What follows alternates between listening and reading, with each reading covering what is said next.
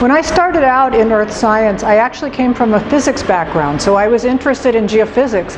But in my very first year in graduate school, I went into the field doing field mapping, and I liked being in the field so much and became so interested in that I began to combine geophysics with geology in my PhD thesis. And I think that really reflects my entire career's worth of work, is basically trying to understand geological systems on many different levels. First, there's the geologic expression in the topography and in the structure, in the deformation that you understand. Then below that, there's what are the simple physical driving mechanisms that can explain, these are complicated systems, but that can explain 80 or 90% of what you see in a system and integrate lots of different kinds of deformation together on a regional scale. And then also I've been looking at, so what is the mathematical basis for this? Because if you can't quantify things and relate them quantitatively, you don't know if one of the effects that you're looking at is of the right size to cause another effect or be related to it. So the third level then is the quantitative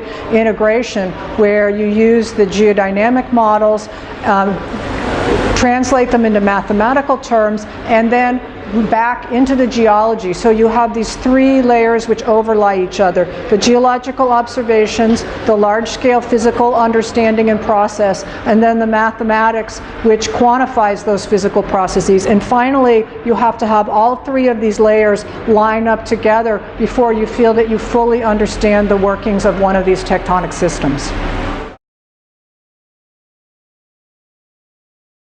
I'm a strong believer in the importance of basic research. So of course applied research is very important, like studies of climate and how man's behavior affects climate.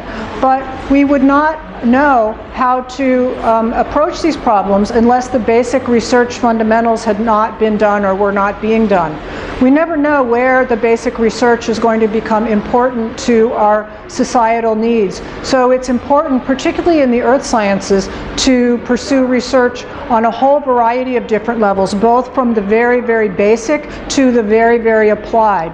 And we can't really have applied research unless we have the basic fundamental pieces of scientific understanding in place before that.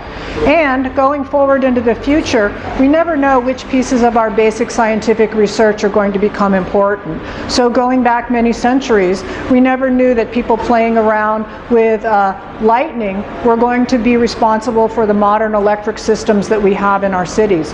We didn't know, for example, that the very early geological and atmospheric researches were going to become important in our understanding of climate and global warming. So it's important really to conduct basic research in the earth sciences or in other sciences at a whole variety of different levels. And this includes very basic research which may not at first have immediate application to societal problems, but in the end builds the broad framework on which we can solve the problems that are important to humanity.